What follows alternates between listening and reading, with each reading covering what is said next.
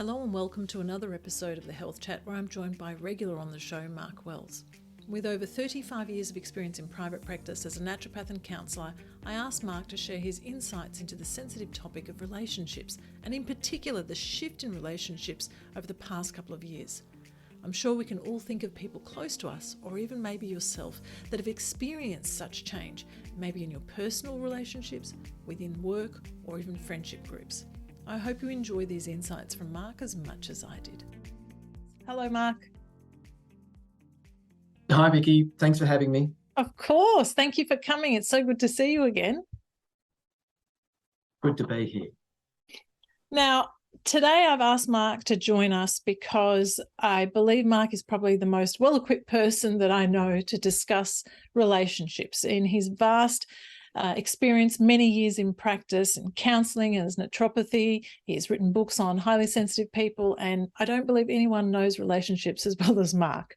And so I've asked Mark to talk to us a bit about the tectonic shifts in relationships. And I thought that was aptly named because the way that I see relationships is if we take it back down to just the earth and how the earth operates and how the tectonic plates and how these shift and move with how things change on the earth.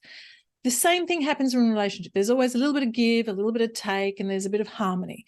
But every now and then, these tectonic plates, they shift aggressively, and these can happen due to excessive gravity or a change in gravity and the gravitational pull, or excessive heat or a change in temperature in the Earth's core. And these cause these tectonic plates to shift, and there could be earthquakes, volcanic eruptions, tsunamis. And I sort of look at that in relationships as well. What causes the eruption or the breakdown of relationships? I'm not just talking about personal relationships. It could be the ones that you have with your siblings, with your child, with your parent. It could be what you have at work. But what causes this shift? And I believe that Mark would be the best person to explain this. And so, Mark, how do you feel about my analogy about the earth and people? Well, firstly, relationships, they're always something that you have to work at. And that's the first thing. I think over the last few years, we've all been through a lot of different, absolutely new experiences that have, put pressure on people as individuals, but naturally put pressure on people in their relationships. And particularly, there is changes in the world. There had to be rapid changes in adjusting to what we were going through.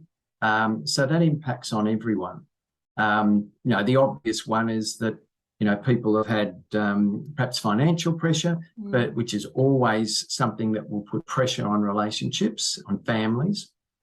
But also the fact that families have been brought back together during COVID. Older ones coming back, siblings coming back in there, and it's almost like forced family therapy. And particularly with couples, the husband and wife, for example, might well be forced in a situation where they're spending much more time with each other. So if there's any kinks in the armour, if there's any things that are not completely right about the relationship, which is pretty much normal for every relationship, it will be highlighted, and those buttons will be pressed. And so there's and I've seen that in practice. So many people, yes, they'll come with their health concern, but in the background, there's relationships concerns. Things are really being tested. And, if you don't, you have to look at both. There's a health issue, but that's being affected by what's going on in their lives, what's going on in their own personal relationships. So that has been certainly very challenging for people. And I've seen that in practice, but particularly in the last few years. And so let's just look at the last few years, right? Because I had a look at some stats on the websites that are relating to divorce. And they mentioned that in 2021, there was a 13.6% increase in the divorce rate. And that's quite significant. And we hadn't seen the likes of something like that in the recent years, but 10 years prior, so 2011, 2012, when the global financial crisis hit, there was a huge spike in divorce. So maybe there is some financial, heat pressure, gravity pressure on someone to, look after the family or to pay for a mortgage or whatever it is, and they can't do it, and there's a crumble in the relationship. But Mark, I think there's something else. I think there's more. Can't just be financial. Yeah, look, there is more. And I would think now that perhaps the financial impact has set in a bit more at the moment after it. And I don't think we'll get that rise in divorces, so that might impact on it, but not as significantly as it did back in those figures you're giving in 2021. So to me, that, the big change in the world was the reaction to COVID. And the response to COVID. And again, I come back to it. If put people together for longer periods of time, it will bring out, it'll bring out the strengths, but it'll also bring out the weaknesses in relationships. And, particularly when there's fear and unsurety, and people become, they start to become feeling insecure. Now that challenges them. They're insecure in life. So it will impact on the relationships they're in. And that's why I think, just to give an example, working with flower essences, you're still working with fundamentally what's happening with that individual to help them. And if they can become more secure in themselves, and they can become more in touch with, what do I believe? What do I think, and be more confident in their own values and expectations in life, because our expectations have changed. People have been, their values, the things that are important to them have changed over the last few years. And, that makes them reconsider those. But if you can get back in touch with that and become, more, if you like, grow yourself, that impacts on a positive way in any relationship you're in. But if people just become secure, they get stuck, they're insecure, they're not moving forward. Some of they'll gravitate towards a group or some particular ideology that can make them feel a bit more secure, and they can gravitate to that group and feel a bit more secure. And that's happened in families. And look, the obvious one is some of the polarity that have been created, but in particular in the vaccination issue.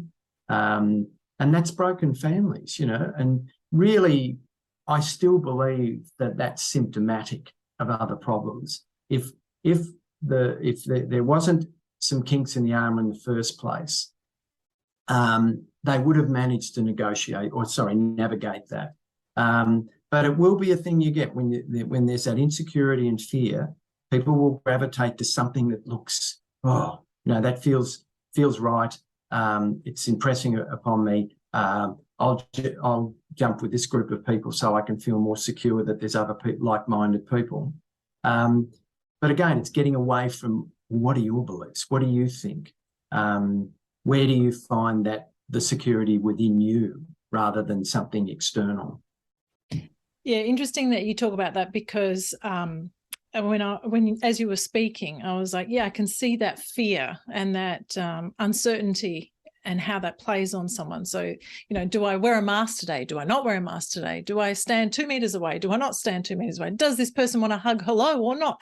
And that sort of confusion, especially if it doesn't align with your personality and you are most opposite to those sort of feelings, it can be quite a disjoint between people. But I found like COVID was a great time for my family because, we all have similar beliefs and we're all together. And that concentrated time together was actually really nice. Yeah. But I can see how it wouldn't be for so many people. And I can see so many marriage breakdowns within my friendship group. And when you spoke about finding a group that is similar to you, based on whatever your belief is. So whether, I don't want to call them conspiracy groups, or conspiracy theory groups, but, because they're, they have a place, but whatever their belief system is, if they gravitate towards these smaller groups, of course, they're going to feel more loved there than they are in their home environment or their work environment. And so with that in mind, how do you tackle these sort of issues?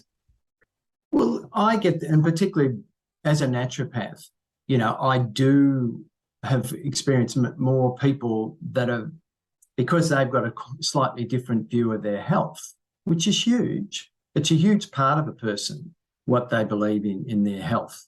And, they've got perhaps an alternative. It's not so much of a medical model view.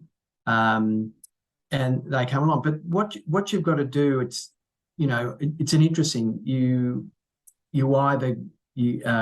they will feel that they have to be this and not that. And what you have to do is transcend that. And the way you transcend that is, what are you? You don't have to align with that or that completely, either one. You have to align with what your own belief is and what that. And if you're not sure of that, it's very difficult. And I find that flower essences, these type of things, obviously therapy, counselling, psychotherapy, all of those things are designed to say, well, who are you? What do you represent? What's the real you? Not just what you've presented to the world and your persona and things like that. Who are you as an individual, and what do you believe in? And the more comfortable you become with that, yes, you can see these other very strong views, but you don't have to. Don't have to be one or the other. It's more again. So I can see the good bits there, and I can see the good bits there. The problem with the vaccination issue was one thing, and like here, the issues that you're either a pro, or the way the media, the way the world looked at that, you're either pro or anti. And I can give an example of myself. I'm a naturopath, and I'm not anti-vaccinate, but I'm probably not pro either, because my way of my approach to my personal health is more not so much medical model. It's more a naturopathic model, which is different. But it's not anti any of those things. I'm secure in my approach to it. So when something like COVID comes along, that's not challenged. It hasn't. I'm so secure in my own beliefs in terms of my view of health and healing. It's not challenged because it's strong. And it was interesting going through that, especially initially when COVID, with the first rumblings, and we got into that. It made me think, but I was quite secure, and the way the world's panned out, it's still been consistent with what I believe. So I'm not. That's not in every part of my life, but certainly in the health area. And I think that's what you have to do with people that are having difficulties. You have to come back. Well, who are you? What do you believe in? And as I said, I think that flower essences, homeopathy, that have this mind-body connection, in the sense that they're working on all those levels, that holistic view of the person. That person can know themselves better, and they know what they stand for. They know what their beliefs are, and they become more confident in those, and they don't feel this urge to push out and say this is the way or that's the way to make them feel more secure. They feel secure in their view, and they, as I said, they don't need to fight with other people to prove a point, because they're happy in themselves. And I think that's what you're aiming for with helping people when they come along that, when they're feeling insecure. Which is what we've done forever. It's just been really, really even more important at a time when everyone's, security is being challenged. So would you say that, just so I understand, are you saying that the relationship one has with themselves is what drives this? So if your relationship with yourself is authentic and secure, then therefore that transpires in your relationships externally. Precisely. I didn't need to answer it, did I? You knew it. That's exactly what it comes back to. And we could give examples for so long. There was the there's always some classical examples, and one of them, it sounds a bit simplistic, but it gives you, it just reiterates what you're saying, and that's in years gone by when perhaps a woman's been in I've said a woman, it could be a male, but it's predominantly female, could be an abusive relationship. They finally get out of that. And then for some reason they get back into one, and there's this cycle going on. They seem to attract or get involved with someone who behaves the same way. And, one of the things you'd say in a very simplistic way, that person has to establish a better relationship with themselves before they can then attract or get involved in better relationships out there. And I think that's the thing. If you feel better about yourself, if you have a better relationship with yourself, that's what you will attract. Someone that feels better about you and respects you as much as you do. And, and that comes from self-knowledge. That comes from, healing self. That comes from knowing yourself better, feeling better about yourself. And that's not a selfish, separate path in a relationship. That's an integral part of any relationship growing. I totally agree. And so therefore, the converse would be true, that if they don't have that feeling about themselves, that they're looking for these groups to clutch onto to help them feel good about themselves, even though it's not an ideology that they really conform with. It's just to help them feel good in that sudden change in whatever's going on. Would that be true? Yeah. They're not moving forward. In fact, it almost consolidates their biases. They're those things that they've got going in themselves. It's something external that's getting them through. They're dependent on that. It hasn't come from within. And that's not to say that some of these groups don't have elements of, some really important points. But when you jump on the bandwagon, as they used to say, and go with that. And it's a bandwagon. It's a free ride, and it makes life a bit easier for the time. But you're not moving anywhere. Now, what have you done with yourself? You've just picked up. You're dependent on that. You're dependent on that group. It hasn't come from within.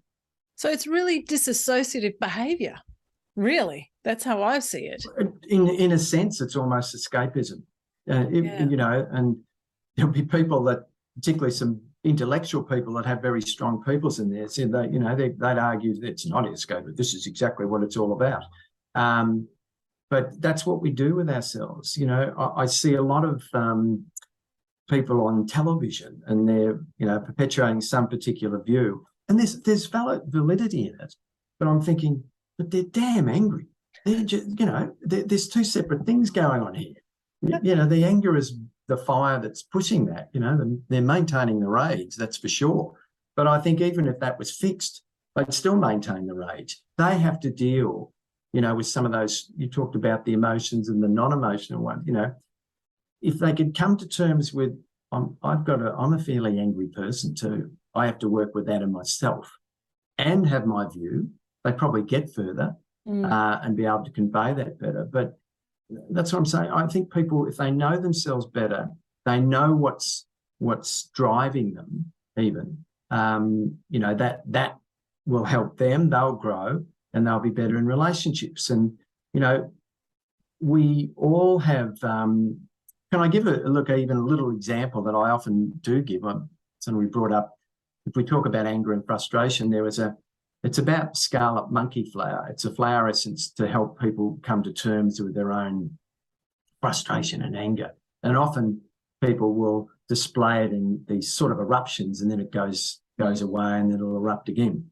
But it was just just very succinctly, a gentleman, very English gentleman, stiff upper lip, very, very nice, lovely person, well refined and all that, was having trouble in his relationship with his wife, who was much more, emotionally spontaneous and would be out there. And of course, that was what brought them together in one sense. One balanced the other initially, and they still do to some degree.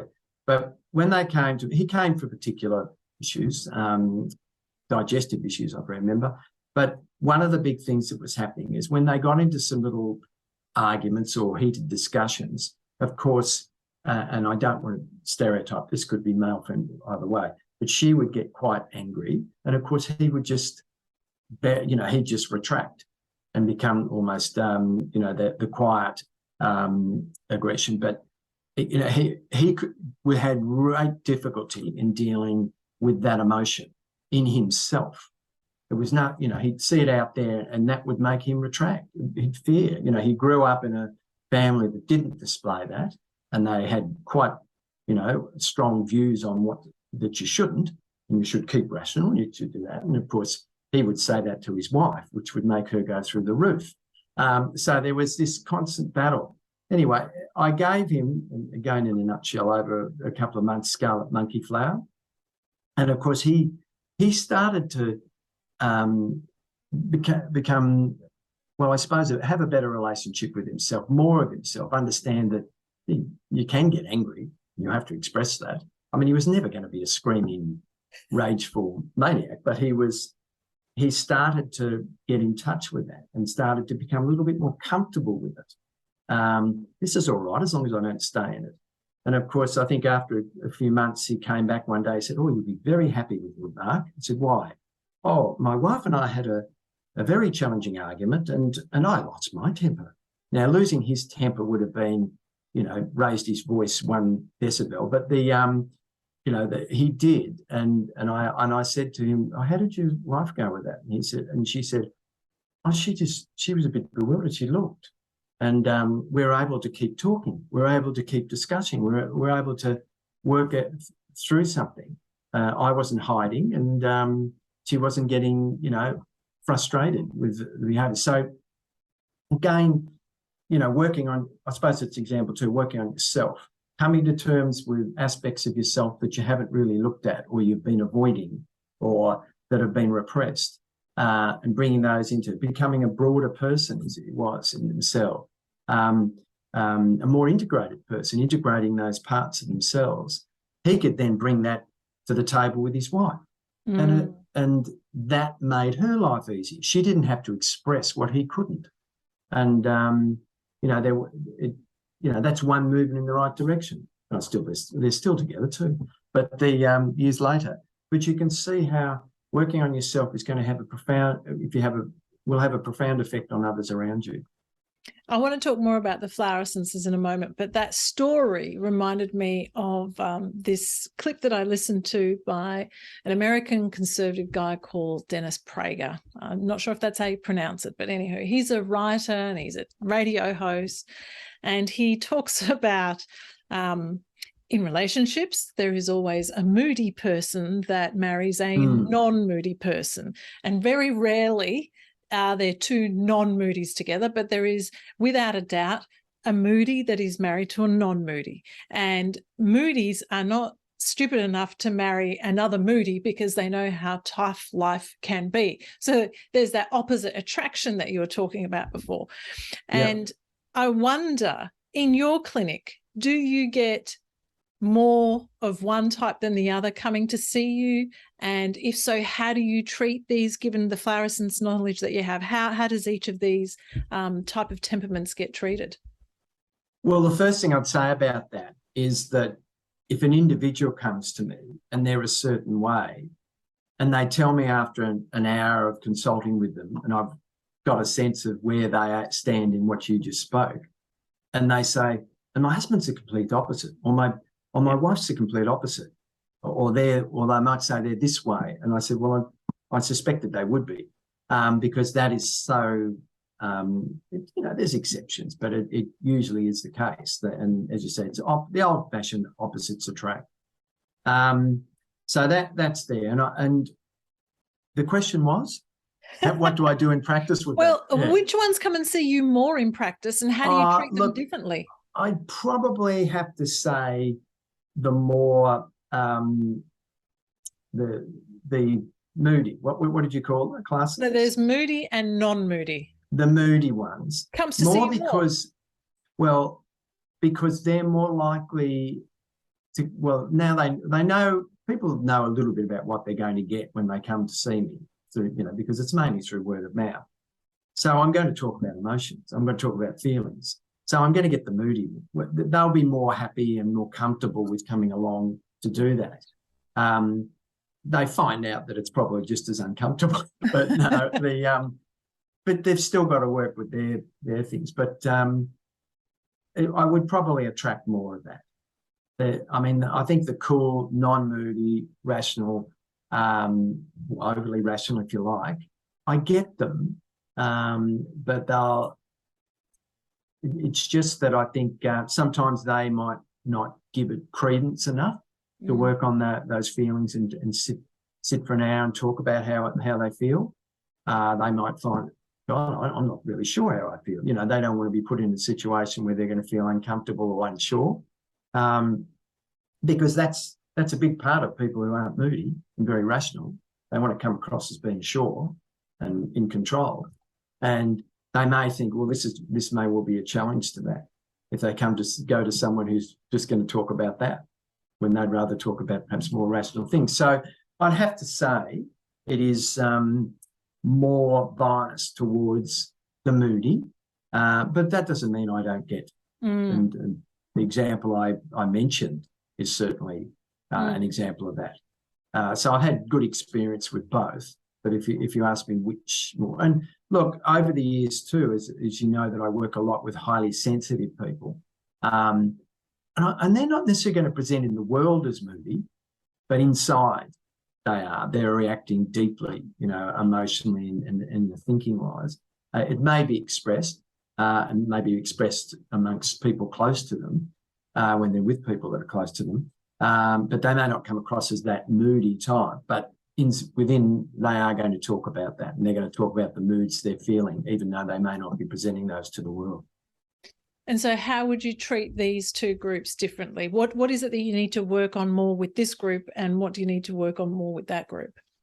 Look, I think it's fundamentally going back to creating that better relationship with self, taking a holistic approach and knowing all those parts yourself. Now, perhaps with the less moody one, they have to, perhaps get in touch with their feelings. But you see, I'll explain too with the moody ones, whether they're in touch too is a question. I'll say why. But going back to the non-moody ones, first of all, I think a lot of the time you have to teach them that, your thinking side is important, but your feeling side is just as important. And your feelings are just as informative as your thoughts. And that's a real challenge for a lot of people who are those non-moody, rational ones, because I think, what are you talking about? The thinking. But there is, there's such information, such knowledge to know about yourself through your feelings. So a lot of the time it's, first of all, giving it credibility, that I go that. And then they spend a lot of time in the thinking area. It can be a little bit difficult to bring the feelings up to the same level. So that can be challenging. And you have to work through and make them as comfortable in the therapeutic relationship, but you also help them with the remedies that are going to help them come to terms with some of those emotions that, for whatever reason, they've put in the back burner or disconnected. And then there's the people just on that, even with the ones that are very moody, as you say, sometimes that's the superficial stuff that they're presenting. What's really going? It's the layers underneath. What are they feeling underneath? That's often the way, and sometimes that's a bit of a smoke screen. They are emotional, they are reactive, so they're going to go into that. I mean, some people, and I get a lot of people like this, that they're in a relationship, they're frustrated in the relationship because they feel as though they're perhaps not getting as much support. Might be, again, this should not be, but it is stereotypical. You'll get a young mum with young kids not getting the support that they should, I believe, from their partner. And underneath, there's a real frustration and anger, but that doesn't come out. It's expressed through busyness and just all over the place. And when they seem as though they're all over the place and spontaneous and carrying on and all that sort of stuff. But underneath, you've got to go, but how are you feeling underneath? And sometimes they can be pretty pissed off and angry. And that's what you need to uncover, if you like, or they have to become more aware of that, and then they can work with that. And then they're able to perhaps sit down and have the discussions, the hard discussions. Because I think a lot of people like that, if they actually sit down, and this might have happened in COVID, that exact example, and they're together for a while until it gets, and the statistics, you looked at the statistics of divorce. The statistics say that the working partner, like in there, or the main working partner, didn't do much more, even when they're at home and not working. There wasn't a huge change. So say if that was the occurrence, that would bring it even further. What are you doing? And in fact, sometimes the person staying at home, is just becoming another child, and that has to be dealt with, and the person just is pushed to the nth degree. And of course, erupt, one of those earthquakes occurs within the household, and it's unfortunately there's so much there that the other person that they're talking to doesn't take any note. They say, "What the hell's wrong with you?" But that's just the culmination of lots there. So you need to come to terms with that yourself, so you can then articulate it to who you need to articulate in the way that they will hear and take notice. That was a really good analogy, because I can see that, like how you mentioned the busyness, or the appearance of being busy. That was very, very well put.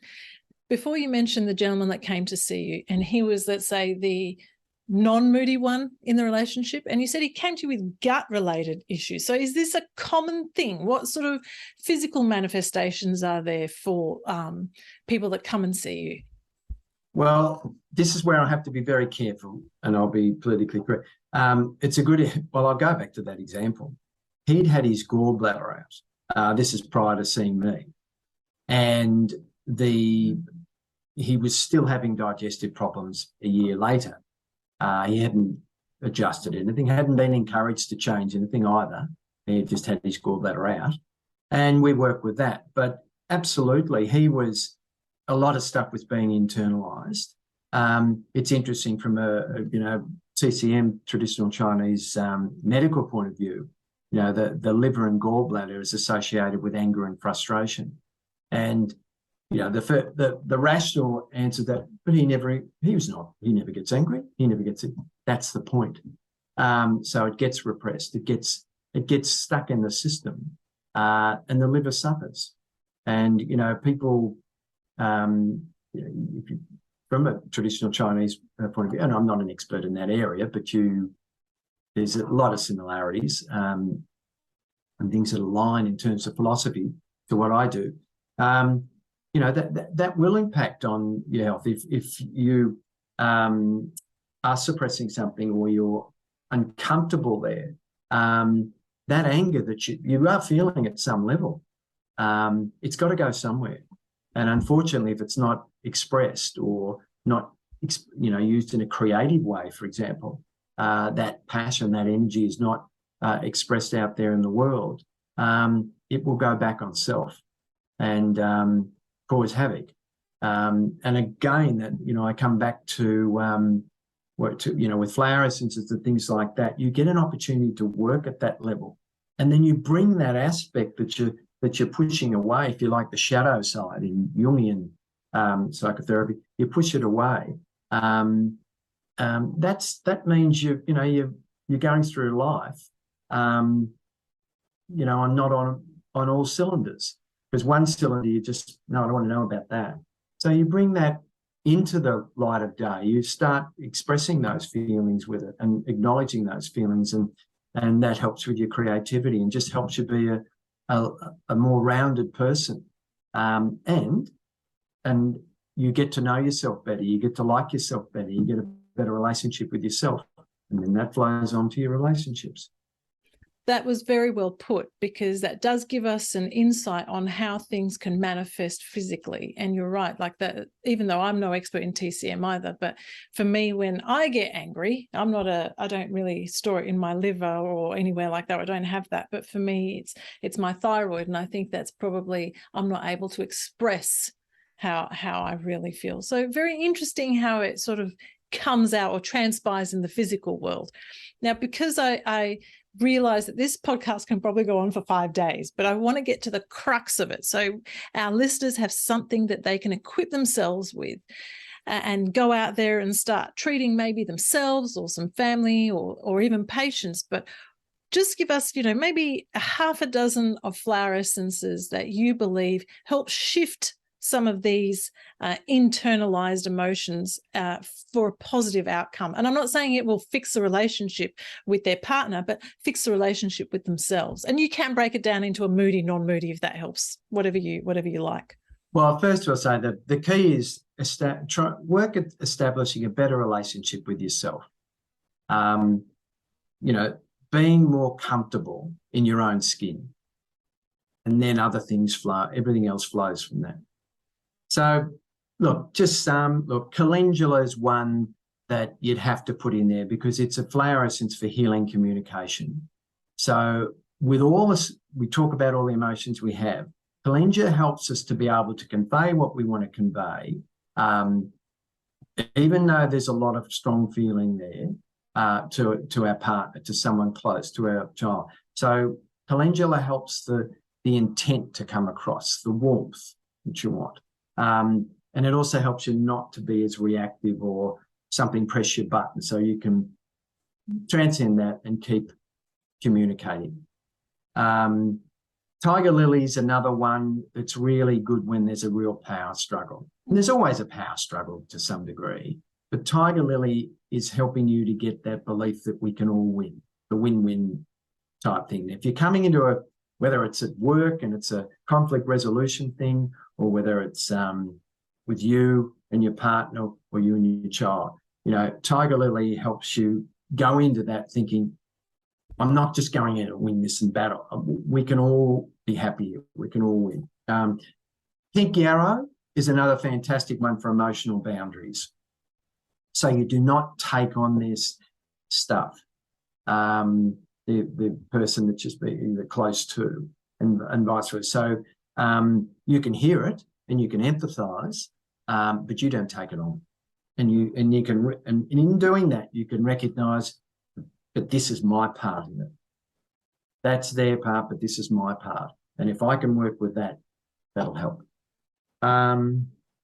Cosmos is another one about articulating exactly how you feel when you're having difficulty there, and articulating your truth.